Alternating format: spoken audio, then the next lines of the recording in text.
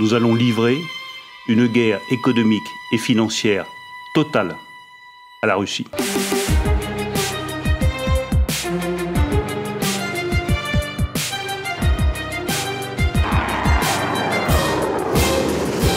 Nous allons donc provoquer l'effondrement de l'économie.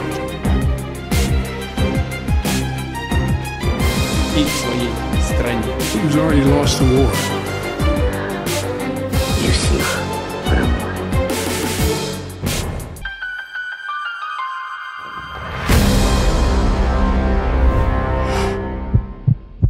Bonjour tout le monde et bienvenue dans Hegemon.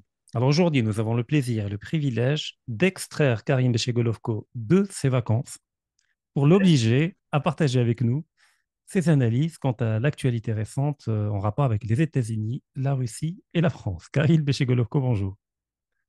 Bonjour à tous. Et j'invite tous les gens à admirer le magnifique bronzage. Alors, alors, la première question est en rapport avec les États-Unis. Alors, on a vu Donald Trump qui a frôlé la mort à quelques centimètres d'écart. Après, il y a un ensemble de théories et de spéculations autour de la tentative d'assassinat. Était-ce simulé? Était-ce réel? Mais peu importe, ce qui est important, c'est comment ça a été perçu à Kiev. Parce que Kiev commence à s'inquiéter et sérieusement. Le régime de Zelensky avait tout misé sur les démocrates autour de Biden en espérant avoir une continuité avec Biden pour un deuxième mandat ou avec, à la limite, Kamala Harris. Bon, là, il se trouve que l'attentat raté a fait de Trump une forme de martyr ou de héros qui lui garantit presque la victoire. Alors, que penses-tu de tout cela? Quand on voit la manière quand même dont l'attentat s'est passé, il est difficile de dire que c'est une mise en scène.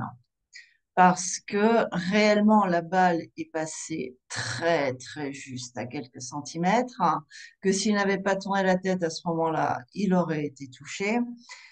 Qu'il y a beaucoup de questions qui sont passées derrière sur la manière dont la sécurité de Trump est assurée, puisque rappelons quand même que les services spéciaux qui sont en charge de la sécurité de ces candidats, des anciens présidents, dépendent de la Maison-Blanche, où nous avons quand même le concurrent, en tout cas nous avions à ce moment-là le concurrent direct de Trump. Donc il y a un sérieux problème et même la responsable des services secrets a reconnu, rappelons quand même, que les moyens étaient objectivement insuffisants et presque volontairement insuffisants. Tout à fait. Donc, oui, il y a eu une tentative de se débarrasser de Trump physiquement, puisque politiquement, il est difficile de le contourner. On a vu quand même ces derniers mois que cela devient une manige, presque une habitude, puisque il y a eu l'attentat réussi contre le président iranien, derrière avec l'élection d'une personne dont il faudra voir aussi quel sera le cours politique avec lui, parce qu'il est présenté en tout cas comme beaucoup plus réformateur, comme beaucoup plus ouvert. Ensuite, il y a eu l'attentat contre le Premier ministre slovaque, qui heureusement y a survécu, mais s'est retrouvé dans un état grave à l'hôpital, qui a été fait par quelqu'un qui soutenait ouvertement l'Ukraine, et on l'avait vu sur des vidéos antérieures. Donc, premier fait, en tout cas évident, oui, il y a eu un attentat contre Trump, et le système globaliste utilise le terrorisme comme accompagnement de sa ligne politique pour se débarrasser de ses adversaires. Donc Ça, pour c'est toi, un point acquis difficile. donc pour toi, le fil d'Ariane de tous ces attentats-là, c'est l'Ukraine. L'Iran, parce qu'elle soutient la Russie militairement, techniquement, etc., par rapport à la guerre en Ukraine. Fico, pareil, parce qu'il veut stopper l'aide à l'Ukraine. Et Trump, parce qu'il veut mettre fin au conflit en Ukraine. Alors, c'est l'Ukraine, on va dire, et comment dire, c'est la partie émergée de l'iceberg. Oui, on peut dire, pour simplifier, on peut dire c'est lié à l'Ukraine. Mais c'est lié à l'Ukraine parce que l'Ukraine est le conflit existentiel du monde global aujourd'hui. Donc, c'est pas lié à l'Ukraine en tant qu'Ukraine, mais c'est lié aux enjeux, en fait, du conflit qui se déroule contre la Russie en Ukraine. Ces personnes ont été ciblées parce qu'elles ne jouent pas le jeu globaliste, c'est-à-dire qu'elles ne défendent pas le monde global, elles défendent l'intérêt de leur pays. Le Premier ministre slovaque voulait mettre en avant l'intérêt de la Slovaquie. Le président iranien voyait très bien l'intérêt de l'Iran dans ce conflit qui n'était pas celui du jeu des globalistes. Trump veut mettre en avant les intérêts des États-Unis, ce qui peut conduire d'ailleurs à des difficultés dans les relations avec la Russie derrière, parce que ça sera un autre jeu. Parfait. Ça ne veut pas dire qu'il ne va pas faire le jeu de la Russie. Mais à chaque fois, ce sont des personnes, en fait, qui ne veulent pas jouer selon les règles globalistes. Et ce système globaliste est un système purement totalitaire, et comme dans tout système purement totalitaire, il n'y a pas de place pour l'alternative. Donc, on le voit aujourd'hui avec ces tentatives réussies ou non réussies de se débarrasser physiquement de tout opposant à ce système. Maintenant, en ce qui concerne derrière l'élection directe de Trump, je ne sais pas dans quelle mesure on peut dire qu'il sera vainqueur. Il serait vainqueur si le système électoral américain permettait réellement de porter la voix de la majorité. Or, nous savons que tout est fait aux États-Unis et fait de façon institutionnelle pour pouvoir tricher. Il Mm. y a, on le rappelle, mais il faut le rappeler, je pense, parce que ça, en général, les médias n'en parlent jamais. Il y a un certain nombre de garanties qui doivent permettre la sincérité du vote et surtout au niveau des comptes, des résultats. Pour cela, la première règle étant de savoir qui vote. Or, dans un grand nombre d'États qui sont dominés en général par les démocrates, il est possible de voter sans pièce d'identité dans certains cas. Donc, du coup, Mhm. parce que n'importe quel SDF doit pouvoir avoir le droit de vote, soit. Donc, Après, il y a ça ouvre le largement vote électronique également. le vote électronique, mais en plus de ça, il y a encore des États où il est possible de voter avec une pièce d'identité sans photo. Ce qui limite Mm. beaucoup la possibilité de vérifier l'identité. Il y a le vote électronique où là, il faut vraiment croire en la fiabilité des algorithmes parce qu'il n'y a Mhm. aucune vérification possible. Il y a les votes à distance et l'on se souviendra lors des dernières élections présidentielles, où on avait retrouvé des ballots remplis de bulletins de vote qui étaient jetés dans les champs. Ça Mhm. existait aussi. C'est pas du tout ce qui s'est passé, parce que finalement, aucune enquête n'a été diffusée. En tout cas, résultat, si elle a eu lieu, cette enquête, les résultats n'ont pas été diffusés.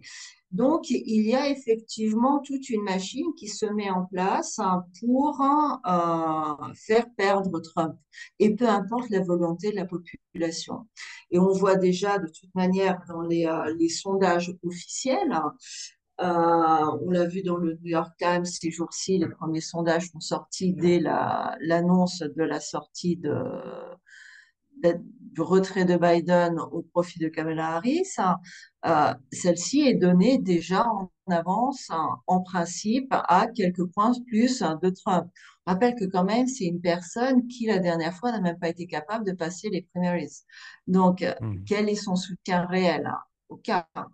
Et on se demande, on peut même se demander en fait si la candidature de Biden et son retrait actuellement n'a pas été un moyen en fait pour la mettre en place. Parce que si elle devait être passée par le système normal des primaires, dans ce cas-là, elle n'aurait jamais pu passer les filtres. Et là, on arrive à un autre problème, c'est la question de la légitimité de sa candidature. Parce que si Biden peut être imposé comme candidat pour les démocrates en tant que président élu, elle, logiquement, elle ne peut pas arriver sans avoir battu des candidatures concurrentes. Or, on se retrouve dans un système absolument merveilleux où il n'y a pas de concurrent. Donc, effectivement, c'est Mhm. beaucoup plus facile pour passer. Bon, après ça, Bref, hein, ça pose le problème de la légitimité de manière relative, c'est-à-dire par rapport au Parti démocrate en lui-même, mais pas par rapport aux États-Unis. C'est-à-dire si jamais elle devient présidente, elle sera perçue comme étant légitime. Mais c'est les gens du Parti oui, tout à démocrate qui fait. pourraient l'accuser de manque de légitimité. Absolument. Problématique C'est interne. on dirait une question de, voilà, de légitimité partisane, on va Mhm. dire. Ouais. Mais cela peut avoir un impact derrière parce que si elle passe, alors que déjà, elle n'a pas une autorité politique extrêmement forte.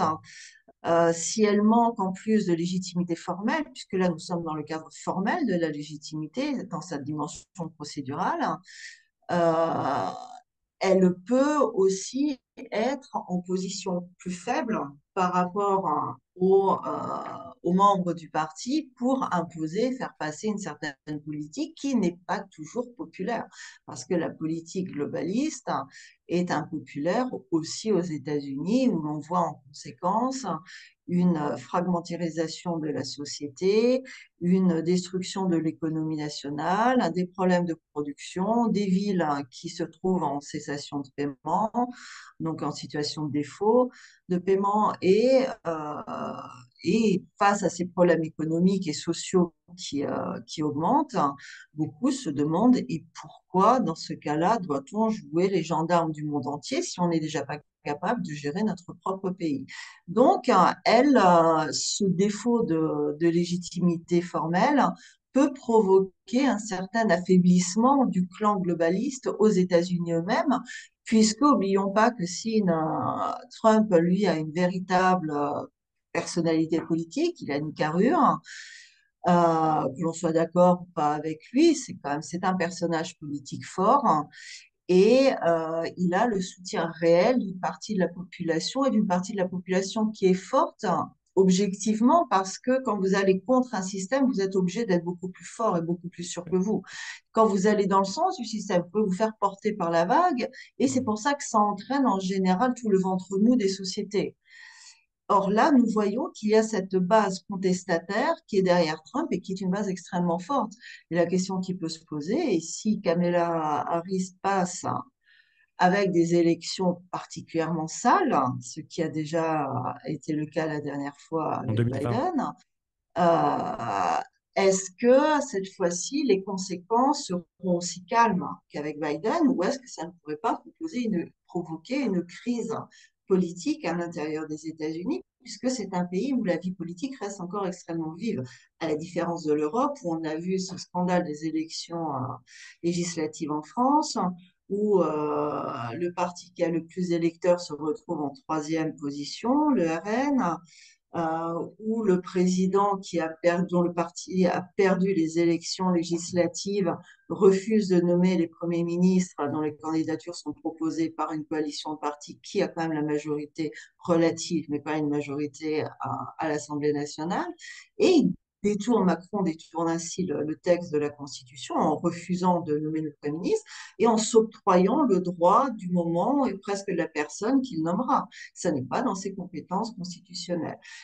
Or, où est le RN pour défendre ses droits, ses acquis politiques? Ils sont retournés dans leur doux endormissement interélectoral et on voit simplement certains radicaux de gauche essayer de gratter de plus en plus pour s'imposer indépendamment des résultats électoraux.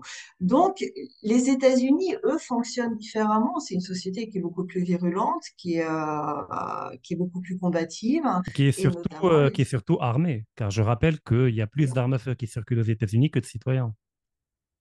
Voilà, donc les conséquences peuvent être effectivement assez fortes. En tout cas, c'est intéressant de voir la manière dont ce système globaliste n'arrive pas à gouverner avec l'appui des populations. Il ne peut gouverner que contre les populations. Donc, tous les mécanismes démocratiques qui ont été mis en place depuis des siècles le dérangent. Mhm. Et ce qui est intéressant de voir, c'est que non seulement ces systèmes détruisent ces mécanismes démocratiques, comme on l'a vu en Europe, hein, qui a été extrêmement affaibli, mais ils commencent à détruire ces mécanismes également chez eux, aux Mhm. États-Unis. Donc c'est un peu en fait comme toujours la révolution qui dévore ses enfants, ils sont en train de se dévorer eux-mêmes. Mhm.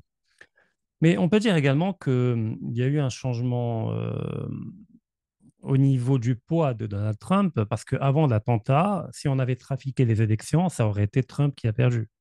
Or, aujourd'hui, si on trafique, ça va être quand même Trump qui a échappé à la mort et qui est perçu comme un héros, quasiment une forme de messie, adoubé par Dieu, qui a été écarté de manière malhonnête. Et là, je reviens à Kiev, parce que récemment, j'ai suivi un peu les débats politiques qui s'opèrent à l'intérieur de l'Ukraine. Il y a un vrai vent de panique depuis l'attentat. parce qu'ils avaient tout misé sur les démocrates. Non seulement ils avaient tout misé sur les démocrates, mais depuis le début de la guerre, ils n'ont pas arrêté de cracher sur des personnalités extrêmement importantes qui gravitent autour du Parti républicain, notamment Elon Musk. Il y a Zelensky, il y en a d'autres qui lui avaient craché dessus. Il y a Vance, qui est probablement le futur vice-président des États-Unis, qui est pour l'arrêt de l'aide octroyée à l'Ukraine. Et puis il y a Trump, qui récemment a parlé d'une conversation téléphonique avec Zelensky, à qui il aurait dit tu ne te rends pas compte, mais tu fais face à une machine de guerre, pas un pays. Et donc, il serait temps de finir la guerre. President Zelensky called me, and we had a good talk. And I said, we got to get this war over. This is a war machine. You're facing a war machine. That's what they do, is they fight wars. They beat Hitler. They beat Napoleon. They're fighting a war. And the spring offensive never happened. And I hear they had millions of mines put down, and they had thousands of army tanks, meaning the Russians. And I said, we got to get this war over. Donc, à ton avis, est-ce que ce vent de panique et ce changement de donne permet d'expliquer le changement de rhétorique à Kiev, qui parle de plus en plus de paix, d'éviter des morts inutiles, etc. C'est difficile de répondre à cette question parce qu'on n'a pas tous les éléments. Tout d'abord, premier point. Dans cette logique, cela signifierait que Zelensky est un acteur. C'est-à-dire qu'il prend lui-même ses décisions. Je vois quelques difficultés avec cette position, pour la simple et bonne raison qu'il n'a aucune culture politique, il n'a aucun poids politique, que depuis 2014, en tout cas ouvertement, et même depuis depuis la chute de l'Union soviétique, tous les programmes internationaux ont été mis en place, même avant le Maïdan et même avant la Révolution rouge de 2004, pour prendre en main la gouvernance du pays. Cet individu a été mis en place objectivement de l'extérieur. Il n'ose même pas prendre le risque d'élection désormais derrière. Bon, il est vrai aussi que dans un pays qui est en guerre avec toute cette mobilisation, objectivement, c'est quasiment impossible d'organiser des élections. En général, on n'organise pas des élections en période de guerre, ça se fait pas. Parce qu'elles ne peuvent pas être légitimes et elles ne peuvent pas être honnêtes. Mais il a quand même un très sérieux problème. Le considérer comme un individu qui prenne des décisions, moi, j'ai quand même du mal. Donc, dans quelle mesure Zelensky retransmet un discours ou est le producteur de ce discours? À mon avis, plutôt, on va être honnête, il retransmet un discours. On arrive à la deuxième question. Il retransmet le discours de qui? Et là, on voit effectivement, oui, qu'il y a une scission dans ces élites globalistes. Il y a des élites globalistes, on dirait presque maintenant traditionnelles, et il y a des élites globalistes qui sont radicales. La guerre en Ukraine pose un problème pour les globalistes de part et d'autre. Même, je ne parle même pas de ceux qui veulent défendre l'intérêt national, même de ceux qui défendent le globalisme. Pourquoi? Parce que la guerre est une machine en soi anti-globaliste. Elle nécessite la restauration de l'État. Elle nécessite le retour à une vision beaucoup plus saine du rapport homme-femme. Un homme doit être un homme, une femme doit être une femme. Sinon, il n'y a personne pour se battre. Elle revient à la restauration de la nation. Parce qu'on ne va pas se battre pour les intérêts américains dans l'industrie du gaz et du pétrole en Ukraine, ni pour l'intérêt des transnationales à développer une agriculture génétiquement modifiée en Ukraine. Donc, c'est pas pour ça que les Ukrainiens vont aller se battre. Donc, à chaque fois, c'est pareil. Et ça a été le problème quand Macron a commencé à dire on va envoyer des militaires français dans la guerre en Ukraine, parce qu'ils vont se battre pour quoi? La France n'est pas en danger. Ils n'ont pas réussi à expliquer en quoi la France devait être en danger. Or, les gens ne se battent que pour leur pays. Ils ne vont pas se battre pour une multinationale, ils ne vont pas se battre pour un autre pays. Donc, pour toute une partie du clan globaliste, cette guerre qui dure beaucoup trop longtemps en Ukraine est un danger parce qu'elle va contre ce wokisme, contre les mouvements LGBT, contre les cultes des États qui doivent disparaître face à l'immigration parce que les frontières sont inacceptables. Comment vous pouvez dire que les frontières sont inacceptables et se battre pour l'intégrité territoriale de l'Ukraine? En soi, c'est absolument incompatible. Donc, il y a une partie de ces globalistes qui disent que bon, maintenant, il faut quand même essayer de limiter la casse parce que sinon, on risque de tout perdre. En tout cas, tant qu'on ne peut pas gagner, il faut faire une pause et il faut limiter l'hémorragie.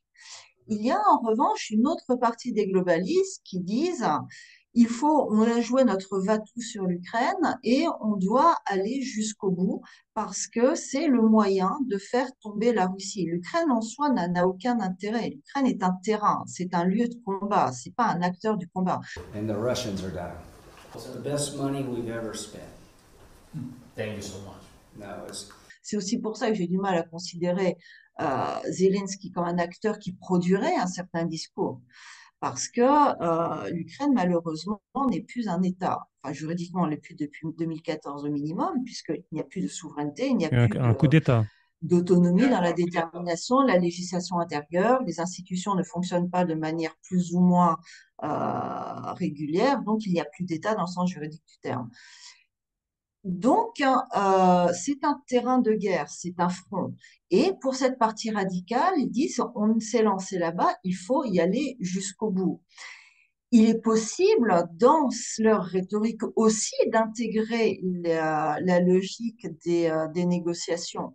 Parce que Evans, ici, a soulevé à un moment donné un point qui est extrêmement vrai, c'est que les pays européens qui ne cessent de parler de la guerre en Ukraine, ils sont mignons, mais ils sont complètement désindustrialisés. Ils veulent la faire avec quoi, cette guerre? Tout ce que peut faire l'Europe, comme il a dit, c'est d'acheter des armes à d'autres, notamment aux États-Unis. Donc, de toute façon, ça ne permet pas réellement de faire avancer le front. Et on le voit, il y a une stagnation du front de part et d'autre d'ailleurs. Donc, Zelensky traduit en quelque sorte le discours de cette partie des globalistes, qui peuvent être d'ailleurs soit radicaux, soit moins radicaux, qui comprennent que dans tous les cas, et pour les uns et pour les autres, il y a un problème fondamental et stratégique. Soit pour les uns, il serait que cela peut remettre en cause les dogmes qui font la globalisation, tous ces cultes idéologiques. Et pour les autres, cela pose un problème parce que objectivement, pour l'instant, le monde globaliste, les États globalistes sont trop faibles pour pouvoir fournir des armes suffisantes pour aller jusqu'au bout. Et il y a un article intéressant qui vient de sortir dans Foreign Affairs justement à ce sujet-là, et qui explique à quel point les négociations seraient importantes maintenant dans plusieurs configurations. Soit il est possible de donner plus d'armes, de faire un effort à un moment donné pour donner suffisamment d'armes à Kiev pour revenir à la situation de 2022 et poser à ce moment-là la frontière, ce qui correspondrait pour eux à une certaine défaite de la Russie, qui devrait, dans leur logique, accepter pour éviter que ça n'aille plus loin. Sachant que dans ce cas-là, de toute façon, ça permet de reprendre le souffle et ensuite d'attaquer pour récupérer la Crimée, etc. Soit négocier maintenant s'il n'y a pas la possibilité de faire ce sursaut militaire, mais les négociations seront beaucoup plus dures et doivent s'accompagner d'un réarmement rapide des États occidentaux afin de pouvoir relancer le conflit de façon plus sûre et plus forte contre la Russie dans 2, 3, enfin en tout cas, disait entre 2027 et 2030. Et le point intéressant, alors que l'on voit que justement ça, c'est en train de se faire déjà avec l'Union européenne, c'est entre-temps, les négociations sont également fondamentales pour un point, c'est que l'Ukraine a été complètement détruite et il faut payer la reconstruction de ce territoire, pas de ce pays, mais de ce territoire. Et les négociations doivent permettre de conduire et d'obliger la Russie à financer la reconstruction de l'Ukraine. Or, on voit que justement là, la Commission européenne vient déjà de décider de l'envoi d'une première tranche en Ukraine, de fonds qui ont été gelés, donc de biens qui appartiennent à la Russie, afin de financer en Ukraine l'achat des armes. Après, c'est pas Donc, encore il y a définitif. quand même Parce que suite à C'est la pas menace, là, la décision est prise. parce que suite à la Ouais. réaction saoudienne qui avait menacé de vendre massivement des dettes françaises, il paraît qu'ils ont mis en stand-by le temps de voir. Mais Ouais, bon, bon, la alors, en tout décision a cas, été prise, Borrell, mais elle n'a pas encore été exécutée. voilà. Et ils Elle n'a attendent de pas encore été l'exécuter. exécutée. De toute manière, l'Union européenne ne peut strictement rien exécuter puisque les avoirs sont gelés et sont situés dans les pays membres. Mhm. Et c'est au pays d'exécuter cette décision. Or, il y a un autre problème indépendant de l'Arabie Saoudite qui fait une pression politique, un problème qui est juridique, c'est que pour l'instant, les États membres de l'Union européenne n'ont pas adopté les mécanismes juridiques qui permettent d'exécuter l'extorsion de fonds qui est décidée par l'Union européenne. Donc, on voit en tout cas, il y a effectivement un discours de négociation qui se met en place, mais je pense que enfin, la Russie semble avoir quand même assez peu d'illusions sur le sujet, même si elle-même parle beaucoup de négociations. Euh, c'est une forme de pause, en quelque sorte. C'est-à-dire que ce ne sont pas des négociations qui doivent conduire à la paix, ce sont des négociations qui doivent conduire à terme à plus de guerre. Premier aspect. Deuxième aspect, il y a, et pour cela Trump est très fort, et s'il arrive à la présidence, c'est un élément qu'il faut prendre en compte. Il est très fort en ce qui concerne les négociations politiques. Et la Russie est très faible en matière de négociations politiques. Donc, il y a aussi la possibilité d'utiliser le discours des négociations de paix pour réussir sur le champ politique ce que il n'est pas possible de faire sur le champ militaire, en tout cas pour l'Occident. Donc là, effectivement, il y a une période intéressante parce que on continue ce qu'on avait dit la dernière fois dans notre émission. Nous sommes réellement dans un rapport de faiblesse, c'est-à-dire que ni d'un côté ni de l'autre, il n'y a de volonté de passer à un stade supérieur parce que, objectivement, les sociétés aujourd'hui ne sont pas prêtes à faire des grands sacrifices parce que de part et d'autre, les pays ont été désindustrialisés, donc il y a une perte de possibilités de production, notamment en matière d'armement, même si la Russie elle a relancé après 30 années de désindustrialisation massive.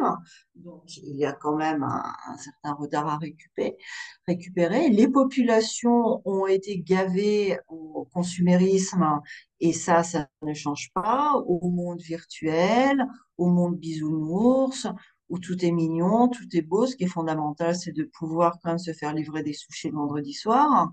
Donc, il y a des priorités autres dans la vie que d'aller se battre.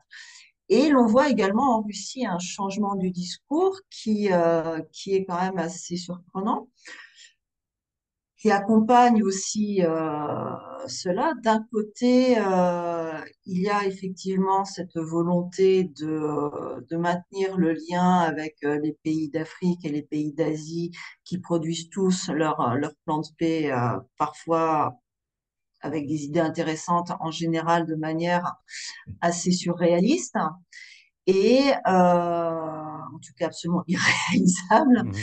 Et d'un autre côté, il y a par exemple une interview qui vient de sortir de Piotr Tolstoï, qui a fondamentalement changé son discours et qui dit que la Russie n'a pas besoin du territoire ukrainien, la Russie a besoin de sécurité.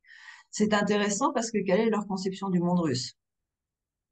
Au Lui, départ, on se pourtant rappellera quand même. il parlait d'aller jusqu'à Kiev il y a très récemment. Voilà, et ben tout à coup, il, euh, il s'arrête.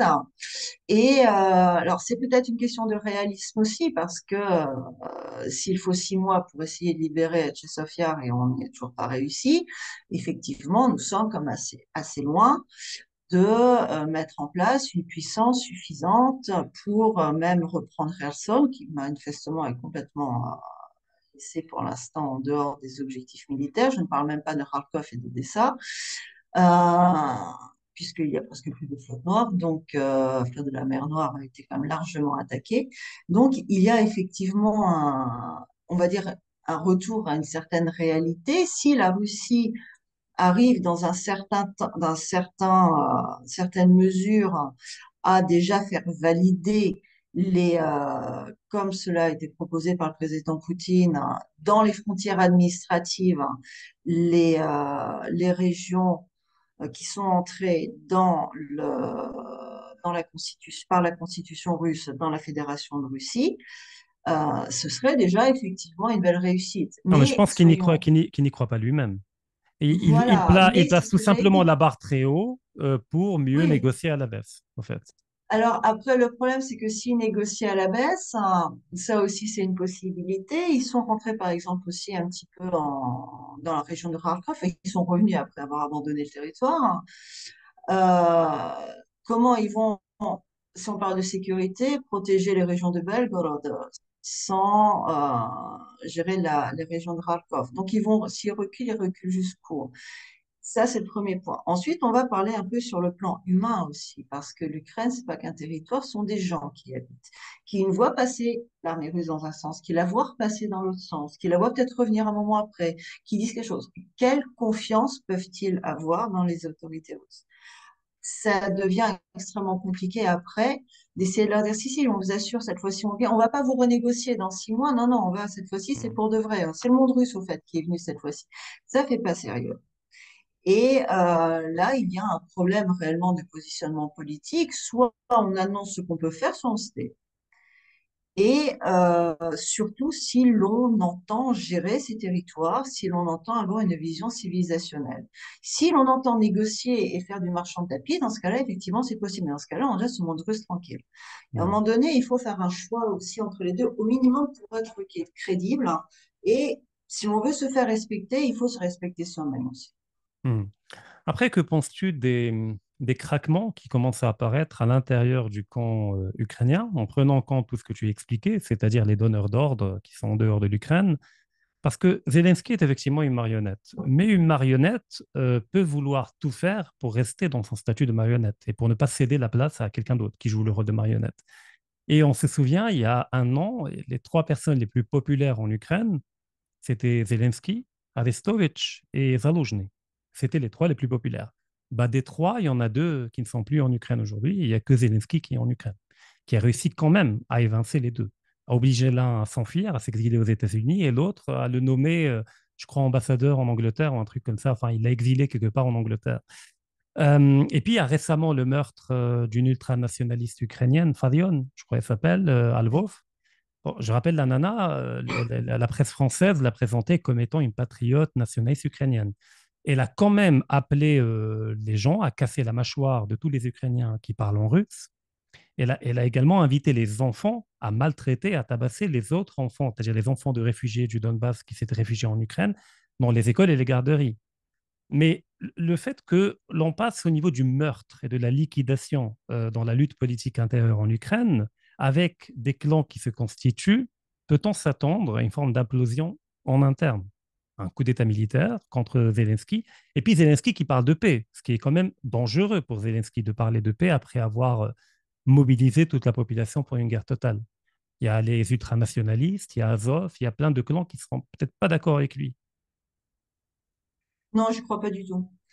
Je pense pas qu'il y ait suffisamment de ressources politiques autonomes en Ukraine pour pouvoir faire quoi que ce soit. Parce que pour faire un coup d'État militaire, déjà, il faudrait quand même avoir quand même une puissance politique hein, qui fait complètement défaut à l'Ukraine. Si l'Ukraine avait un minimum de conscience politique, hein, elle ne se serait pas vendue à ce point-là et elle n'aurait pas laissé le pays se faire piller, se faire détruire sa population et massacrer les Ukrainiens. En tout cas, les envoyer au massacre. Donc, je ne crois absolument pas à ça. Il y a certaines choses qui sont acceptables ou pas acceptables, euh, même dans des territoires contrôlés.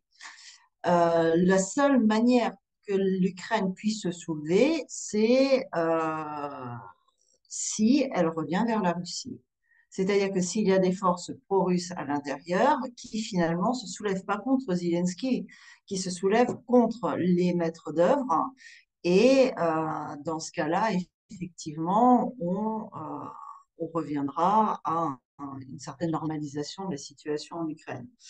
Et c'est historiquement, ça a toujours été la voie de l'Ukraine. Dès qu'elle est sortie de la Russie, elle a été instrumentalisée par l'Occident contre la Russie. Et à chaque fois, quand elle est revenue dans la Russie derrière, ça s'est pacifié et ça s'est calmé. Et ça fait un millénaire que ça dure, manifestement, ils n'ont toujours pas tiré les leçons d'histoire. Donc, il est possible qu'il y ait un combat de marionnettes, mais pas pour changer de maître. Les marionnettes ne choisissent pas les maîtres. Simplement, le gâteau est bon et certains ont des avantages. Et puis, tu as une marionnette qui est depuis longtemps en place qui peut être fatiguée aussi.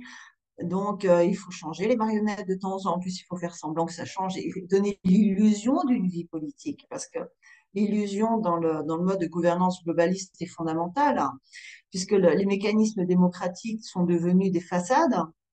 Mais il faut entretenir les façades, parce que si ces façades s'écroulent, les gens vont comprendre qu'ils se font manipuler complètement. Donc, il faut laisser monter des petites querelles de personnes en les mettant en scène comme s'il s'agissait de grands combats politiques. Pour qu'il y ait des combats politiques, il faudrait qu'il y ait des forces politiques. Elles n'existent pas. Donc, ce sont des combats de personnes qui ont leurs intérêts très personnels.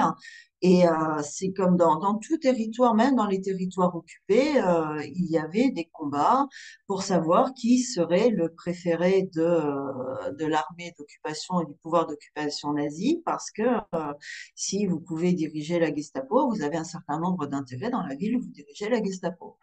Euh, Après, il y a des gens qui effectivement ont la vocation pour être capot. Il y en a toujours eu, il y en aura toujours, ça ne change pas. Mais je ne pense pas qu'on puisse appeler ça des forces politiques.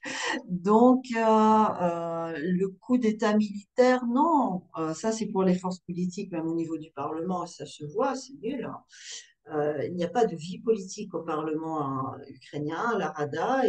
Il y a une nécessité de faire passer des textes, quels qu'ils soient, et c'est pour ça que quand le texte qui doit passer n'est pas adopté tout de suite, il peut être voté 2 fois, 3 fois, 8 fois, 10 fois, jusqu'à ce qu'il passe. On n'appelle pas ça de la démocratie, c'est pas un jeu politique.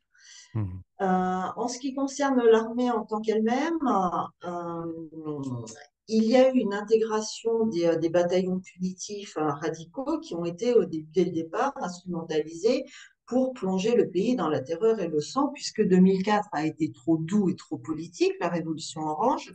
Il a fallu passer à la terreur en 2014 avec le Maïdan. Il y a désormais aussi l'utilisation de plusieurs milliers quand même de repris de justice qui ont été envoyés dans les rangs de l'armée. Donc il y a une dégradation morale réelle. Nous ne sommes même pas à l'époque où il aurait pu y avoir des gens qui pensaient effectivement qu'il fallait se battre pour l'Ukraine. Nous sommes vraiment pas là. Nous sommes face à une dégradation morale de l'armée. Donc, une armée qui est à ce point dégradée, qui est infestée par des éléments extrémistes qui utilisent quand même des symboles nazis, qui est infestée par des éléments criminels, déjà, ce n'est plus une armée et ce n'est certainement pas une institution qu'on puisse considérer comme républicaine et qui va défendre un état de droit. Mhm. Donc, nous sommes vraiment plutôt dans un système en pleine dérive. L'autre question qui se pose, c'est dans quelle mesure des fanatiques et des criminels peuvent réellement gagner une guerre. Évidemment, ils ne le peuvent pas. Et ça, c'est l'impasse à nouveau pour le monde occidental et l'impasse des guerres par procuration. S'ils veulent faire la guerre à la Russie, il va falloir qu'ils s'y mettent eux-mêmes. Or, ils comprennent très bien que c'est suicidaire. Ça, ils vont pas le faire parce Mhm. qu'il suffit qu'il y ait réellement quelques chars euh, avec des militaires occidentaux qui rentrent sur le territoire russe, que ici, la population elle va les oublier. Ces sushis sont ciné du samedi soir, hein. Et là, ils vont se lever, ils vont prendre les armes. Et peu importe qu'on ait un porte-parole qui va nous dire non, non, vous inquiétez pas, on peut aller discuter parce que finalement, Istanbul, c'était génial. La population ne va pas l'écouter, elle va aller se battre. Donc, et les élites russes le savent pertinemment aussi. Il y a donc une impasse également pour l'Occident par rapport à ça. Il y a une impasse générale, en fait, dans la situation de ce conflit en Ukraine, parce qu'on ne peut pas faire une guerre existentielle par procuration et de façon localisée. Ça n'est pas possible. Mhm. Alors, dernier élément avant de passer à la France, peut-on dire, dans un élan d'optimisme, que depuis quelque temps, peut-être 2 mois, On s'éloigne de plus en plus d'une menace nucléaire. On n'en parle presque plus. On commence à parler de paix, on commence à parler de négocier. Peut-on dire que l'on a quitté le champ de la menace imminente, que l'on a vécu il y a quelques mois où effectivement c'était extrêmement chaud? Alors là, pour une fois, je suis d'accord, je rejoins un peu d'optimisme. Ça fait plaisir de pouvoir aussi être un petit peu Ouais. optimiste de temps en temps. Même si je ne pense pas que ce soit lié au discours en tout cas d'une véritable paix, puisque malheureusement, l'Occident ne cherche pas une véritable paix, il cherche une victoire à travers les négociations, ce qui est quand même assez Mhm. différent. Euh, si l'Occident cherchait une véritable paix, il suffirait d'arrêter de faire la guerre, tout simplement. Tout à fait. Mais nous en sommes malheureusement assez loin. En revanche, il y a eu un certain sursaut, en tout cas un instinct de survie, ce qui est déjà pas une mauvaise chose. Et effectivement, ils se sont un petit peu calmés sur la rhétorique militaire, non, la rhétorique nucléaire. Mhm. N'oublions pas quand même que même à l'époque où les plateaux télévisés de nos grands médias français regorgeaient d'experts nous expliquant que la Russie allait envoyer ses ogives nucléaires sur l'Ukraine et pourquoi pas sur l'Europe, lorsqu'on lisait les comptes rendus des conférences de presse du Pentagone, le porte-parole du Pentagone aux États-Unis disait clairement qu'il n'y avait strictement aucun risque de confrontation nucléaire. Mhm. Donc, il y avait là aussi, je dirais, une mise en scène, la constitution d'un discours médiatique de la Russie ennemie, cette espèce de monstre qui est prêt à faire exploser la planète. Il y a plus, en fait, la constitution d'un discours et la nécessité de faire peur au peuple que une peur réelle au niveau des élites gouvernantes en Occident. Mhm. Alors maintenant, les JO de Paris. Alors, il y a beaucoup de choses à dire. Premièrement, on a la dimension camp de concentration dont tu vas nous parler, avec les grilles qui entourent la scène. Il y a eu malheureusement le viol collectif d'une Australienne qui a été violée le samedi par 5 personnes, des chances pour la France, et elle a quitté le pays le lendemain. Il y a eu le matériel de l'équipe de cyclistes, je crois, autrichienne, qui s'est fait voler littéralement par tous les vélos et tout le matériel. Et puis, il y a récemment le sabotage des lignes de LGV de grande vitesse, sabotées un peu partout sur le territoire, ce qui a paralysé les déplacements en interne et qui a saboté un peu l'inauguration et l'ouverture des JO à Paris. Alors, quel regard portes-tu niveau global par rapport à ces JO? Catastrophe? C'est un échec total et c'est un échec pour la France. Hmm. Ça donne vraiment l'image de ce qu'est devenu la France après ces dérives covidistes. C'est-à-dire qu'on voit là les restes de ces dérives de gouvernance globaliste covidiste à l'époque, hein, où, sous prétexte d'un virus qui se balade, on nous a sorti un mode de vie carcéral. Et là, ils ont réalisé leur fantasmagorie. C'est-à-dire qu'il y a tout un espace qui doit être un espace de fête qui est presque devenu un espace carcéral, avec des grilles afin de délimiter les lieux et les populations, avec des QR codes pour pouvoir traverser ces lieux de démarcation, avec une présence policière, militaire, étrangère qui a des proportions absolument inacceptables. Et l'on casse ainsi déjà plein de symboles. Je ne vois pas très bien le rapport entre l'esprit olympique et toutes ces restrictions. Je ne vois pas le rapport entre l'esprit olympique et le devoir fait d'exhiber des militaires étrangers sur le sol français pouvant porter des armes et ayant des pouvoirs de police. Rappelons quand même les pouvoirs de police et de police active, hein, ce sont des compétences qui sont remises à des détenteurs du pouvoir français, sur le sol français. C'est un des attributs de l'État. Euh, Qu'est-ce que viennent faire ces militaires, hein, et ces policiers? Il n'y a pas assez de militaires, de gendarmes, de policiers en France pour assurer la sécurité à Paris. C'est une plaisanterie ou quoi? Il y a donc réellement la mise en scène d'une vision macabre, hein, d'un monde carcéral totalitaire et global. Et ça, je trouve que c'est une catastrophe pour la France parce que moi, ma France, elle est autre. J'ai peur que ma France ne soit plus la France qui existe actuellement, c'est clair, mais c'est un pays, en tout cas, qui normalement était un pays qui savait cultiver la légèreté pour faire passer la difficulté. C'était un pays qui savait justement trouver une juste mesure entre l'ordre et la liberté. C'était un pays qui avait le goût de la fête. Et je vois une espèce de pays qui est devenu l'ombre de lui-même, qui ne ressemble vraiment plus du tout aux images que l'on a de la France en général et même de la France à l'étranger. Donc, d'une certaine manière, la France se retrouve en situation d'occupation et ces JO, c'est comme s'il y avait une grande fête de l'occupation en France. Par ailleurs, comme tu l'as souligné, tous les désastres qui ont été commis par ces grandes chances pour la France, qui sont dus à une immigration à rebours, je dirais, parce qu'au lieu d'avoir la possibilité de faire venir des personnes qui ont des compétences d'autres pays, la France est devenue la poubelle du monde. On récupère tous ceux qui n'ont pas réussi dans leur pays et qui viennent finalement après cracher sur notre pays et se défouler chez nous. C'est super. Donc,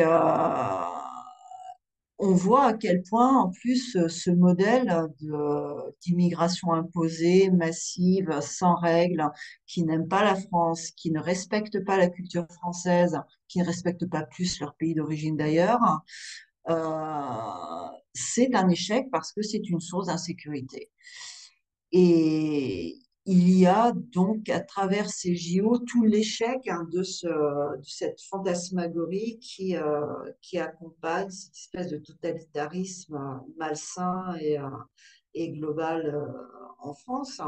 Après, les incendies volontaires qui ont été faits sur les installations des lignes de chemin de fer, c'est plutôt un bon signe. Bon, sur LC, ils ont quand même largement essayé quand même d'imputer ça à la Russie, à ce mot couvert, en disant que quand même, c'est dans l'intérêt de la Russie. Ils ont quand même pas réussi à trouver de preuves que la Russie était derrière. C'est pas faute d'avoir essayé, hein. Mais bon, ici, ils n'ont quand même pas réussi. Mais ça montre en tout cas une chose, c'est que l'acharnement avec lequel ils rejettent l'idée qu'il y ait un mécontentement en France qui monte et qu'il y ait d'une certaine manière une résistance qui devient une résistance active en France, montre à quel point finalement ils sont fragiles. Et ça, c'est extrêmement rassurant parce que ils vont de plus en plus loin, les gens ont de moins en moins à perdre. Il y a un rejet presque physique qui se met en place par rapport à ce système. Et même si les Français en général sont quand même très égoïstes, très attachés à leur petit mode de vie, le problème est que ce mode qui leur est imposé commence à les toucher personnellement, c'est-à-dire rentre dans leur zone privée. Et à partir du moment où les Français sont dérangés dans leur zone privée, dans ce cas-là, ils peuvent quand même aller bouger un petit peu et secouer le cocotier. Donc, il va être intéressant de voir quels noix de coco vont finir par tomber sur leur tête. Et il y a des chances que ces jeux soient aussi la goutte de trop qui va faire réveiller un petit peu les gens qui commencent à se demander aussi pourquoi on envoie autant d'argent en Ukraine quand on sous-finance les hôpitaux français, par exemple.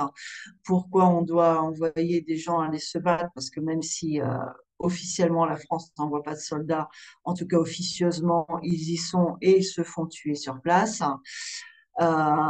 Alors qu'il faut faire venir des militaires étrangers pour assurer l'ordre sur le territoire français, il y a cette espèce d'incohérence qui commence à être extrêmement dérangeante. Espérons qu'effectivement les Français vont finir par se réveiller.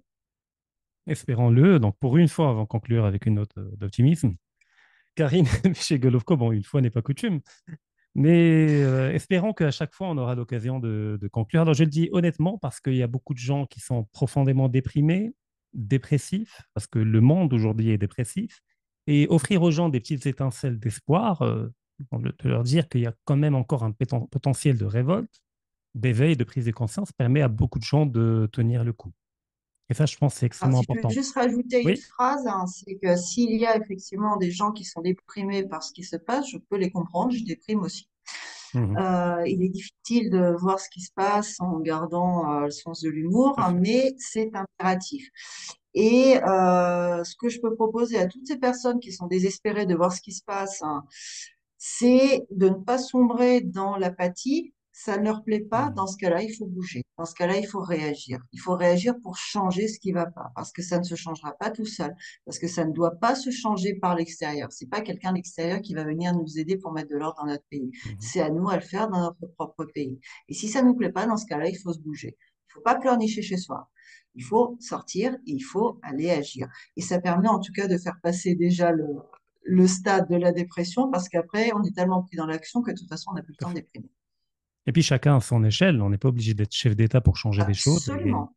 Petit Chacun à action. son échelle, ne serait-ce qu'en discutant avec ses voisins, en cassant le discours ambiant, en obligeant les gens à réfléchir, en leur posant des questions dérangeantes. Chacun à son niveau, c'est impératif de réagir. Et comme on dit toujours, hein, ils sont forts parce que nous sommes faibles. C'est à nous de devenir Parfait. forts. Merci infiniment, Karine Béché-Golovko. Merci Rachid. Et je remercie également toutes les personnes qui nous ont suivis. Et rendez-vous très prochainement pour un nouvel épisode de Game On.